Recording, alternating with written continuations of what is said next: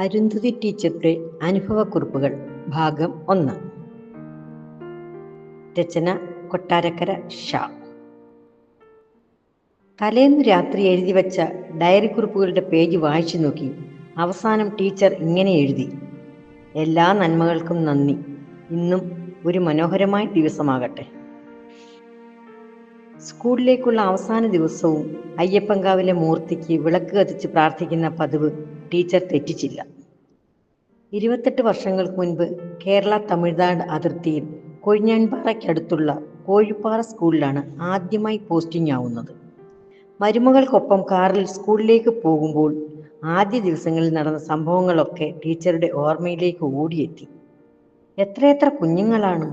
പലരും ഇന്ന് സർക്കാർ ഉദ്യോഗസ്ഥരും അധ്യാപകരുമൊക്കെ ഈ പരിസരത്ത് ഒക്കെ തന്നെയുണ്ട്. തികഞ്ഞ ഉഴപ്പനായ കഴിഞ്ഞ വർഷത്തെ ദേശീയ പുരസ്കാര ജേതാവ് സുജിത് ചന്ദ്രശേഖരനും ഓർമ്മകൾ അങ്ങനെ മിന്നിമറഞ്ഞു. കോഴിപ്പാറയിലെത്തുമ്പോൾ തനിക്കാണേൽ അത്ര തമിഴ് വശമില്ല. തമിഴും മലയാളവും കലർന്നിട്ടാണ് അവർ സംസാരിക്കുക തന്നെ ചെയ്യുക. മലയാളം മീഡിയത്തിലെ കുട്ടികളും അങ്ങനെ തന്നെ. 1-ാം ക്ലാസ്സിൻ്റെ തൊട്ടപ്പുറത്താണ് തൻ്റെ 7-ാം ക്ലാസ് ഉള്ളത്. അപ്പോൾ കേട്ടു ഞെട്ടിയ ഒരു ആദ്യകാല സംഭവം ഓർത്ത് ചാഞ്ഞു പിൻസീറ്റിലിരുന്നു. തൊട്ടടുത്ത ക്ലാസ്സിലാണ് സംഭവം. ടീച്ചർ 1, 2, 3, 4, 5 എന്ന് ബോർഡിൽ എഴുതിയിട്ടു. ടീച്ചർ 3-4 വട്ടം വായിച്ചു കൊടുത്തു. എന്നിട്ട് ഓരോ കുട്ടിയോടും ഇത് വായിക്കാൻ ആവശ്യപ്പെട്ടു. അങ്ങനെ ഒരു കുട്ടിയുടെ അടുത്തെത്തിയപ്പോൾ കുട്ടി പറഞ്ഞു: ഇത്ര പ്രാവശ്യം വായിച്ചിട്ട് നിനക്കറിയില്ലേടി? ഞാൻ വായിച്ചു തരണോ നിനക്ക്?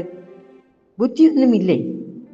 ഒരു നിമിഷം ഞാൻ അന്തം വിട്ടാലോചിച്ചു, ഈ കുട്ടി ആരോടാ ഇത് പറയുന്നതെന്ന്.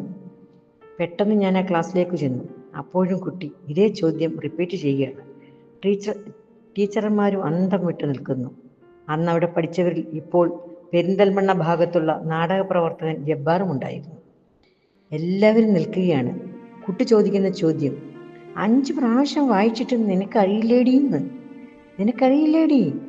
ഞാൻ നിനക്ക് പറഞ്ഞു തരണോടി എന്നൊക്കെ ചോദിക്കുന്ന കുട്ടികൾ.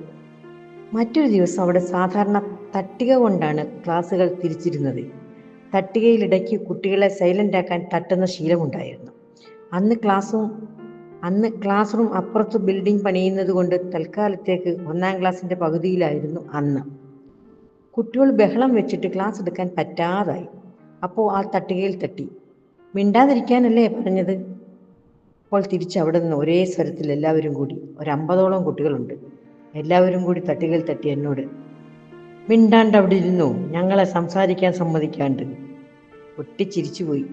അപ്പോഴാണ് എനിക്ക് മനസ്സിലായത് അത് 7-ാം ക്ലാസ് അല്ല, അത് 1-ാം ക്ലാസ് ആണെന്ന്. കുട്ടികളുടെ ആരവം കേട്ടാണ് പിൻസീറ്റിൽ ചാരിയിരുന്നുറങ്ങിപ്പോയ ടീച്ചർ ഉണർന്നത്. തുടരും.